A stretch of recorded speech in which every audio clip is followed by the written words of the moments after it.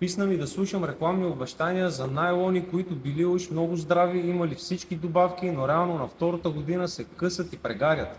Това днес сме в склада на Гинегар, а този човек до мен е дошъл чак от Израел и днес ще го подложа малко на кръстосен разпит.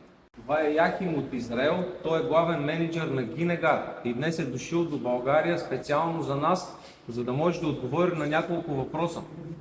Здравей, Яхим!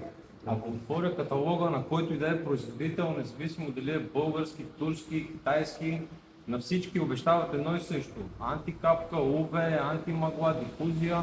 С какво Гинегар е по-различна технология от всичките останали найлони на пазара? זה נכון, לכולם יש את היריעות האלה, אבל היריעות האלה בגניגר מייצרים 55 שנה כבר יריעות, המון ניסיון.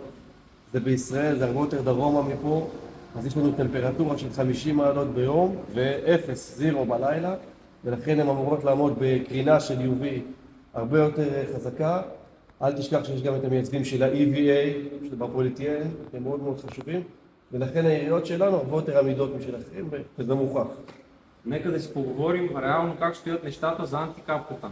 Масовото мнение на земеделците у нас е, че това е просто маркетингов трик. Тя често пада след няколко месеца и спира да работи.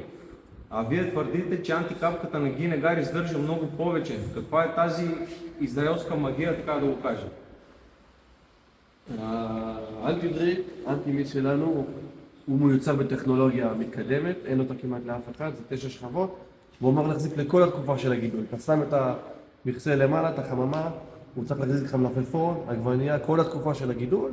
כמו שהפלסטיק מחליק, ככה גם האנטי-דריפ, האנטי-מיס מחזיק, ובצורה חזקה מאוד.